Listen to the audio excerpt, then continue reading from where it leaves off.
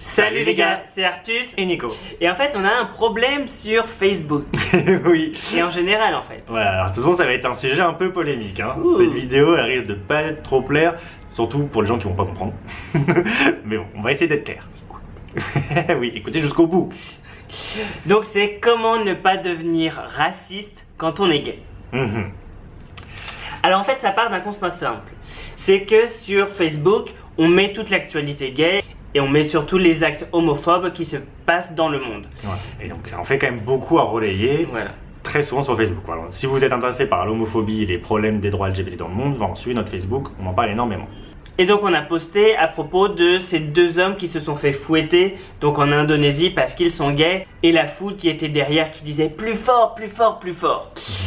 Et donc on a reçu plein de commentaires donc de gays, mais qui se disaient de toute façon c'est des sauvages, de toute façon c'est des musulmans, de toute façon ça arrive que dans ces pays-là. Et du coup on a regardé un peu tous les posts homophobes qui se passent dans le monde. Donc ça se passe beaucoup en Égypte, en Syrie avec ISIS, en Tchétchénie, en Arabie Saoudite, en Malaisie, en Indonésie, au Nigeria, bref. Heureusement qu'il y a la Russie et les États-Unis pour contrebalancer un peu ces pays musulmans. Ouais. Et donc ça devient en fait presque un cas de conscience pour nous, parce que donc on n'est pas islamophobe, mais c'est vrai que la majorité des événements homophobes qui se passent dans le monde se passent dans des pays musulmans, et du coup, nous on les relaie pour contrer l'homophobie, mais du coup on donne du grain à moudre aux islamophobes, qui en profitent pour dire « Ah, vous voyez, c'est bien les musulmans le problème, c'est bien eux qu'il faut attaquer ».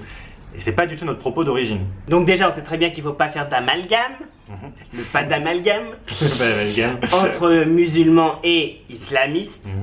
Voilà, parce qu'il y a des gays musulmans. Oui. Mais l'accumulation des faits, c'est vrai qu'elle est pas très bonne. Et c'est vrai qu'il y a les pays les plus avancés sur les droits LGBT sont plutôt chrétiens. Il n'y a pas vraiment de pays musulmans avancés.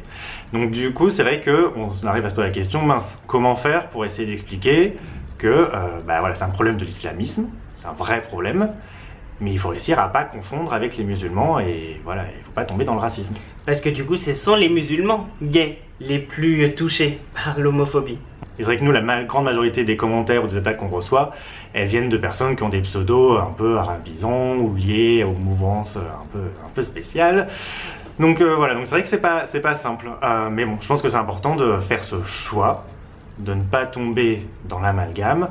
Voilà, même si vous savez que nous on n'est pas pour l'hypocrisie, on aime bien justement appeler un chat et que voilà, qu'il y a un vrai problème avec l'islamisme, et que l'islamisme c'est quand même l'islam. Mais ceci étant dit, il faut bien ne pas tomber dans l'extrême. Voilà, c'est un problème avec cette interprétation de l'islam. Il ne faut pas généraliser ça à l'islam complète.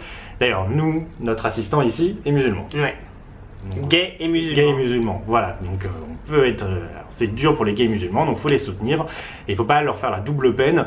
Voilà, ils sont harcelés chez eux parce qu'ils sont gays, et on va en plus nous les harceler parce qu'ils sont musulmans. Donc c'est pour ça qu'il faut bien différencier chaque problème. Puis bon, on a vu qu'il y avait quand même plein de chrétiens. Là, regarde, en Russie, ils sont cons comme leurs pieds. Aux États-Unis, ils sont cons comme leurs pieds. En France, on a eu des bons... Oui, parce qu'il y a quand même manif pour tous. Ils sont pas musulmans, qu'on sache. Donc même si c'est pas aussi grave, parce que ils tuent pas les gens, donc voilà, il y a quand même une échelle dans l'horreur. Mais voilà, c'est pour ça qu'il faut pas tomber dans l'extrême. C'est juste que nos sociétés sont un peu plus évoluées, mais bon, voilà, il y a quand même des problèmes chez nous aussi. Donc voilà, donc tout ça pour dire, luttons contre l'homophobie. Et contre le racisme. Voilà, il y en a des luttes à faire, parce qu'il y en a des cons. Et voilà, dites-nous ce que vous en pensez, voilà, parce que donc ça a été un vrai problème pour nous. C'est arrivé pendant par exemple l'élection présidentielle, où il y avait pas mal de cas homophobes comme ça. On se dit, on sait très bien que si on poste sur notre Facebook, tous les frontistes vont en profiter pour faire leur propagande et et politiser ce problème. Parce qu'on sait qu'il y a de plus en plus de gays qui votent pour le FN. Voilà. Donc c'est pas simple, voilà, donc c'est assez polémique comme problème, parce que si c'est pas bien compris, ou si les gens sont trop extrémisés sur ce problème, on sait qu'on va avoir plein de commentaires très bizarres, qui vont pas trop nous plaire, mais bon, dites-nous ce que vous en pensez, ce qu'il faut faire, et puis on vous fait des bisous.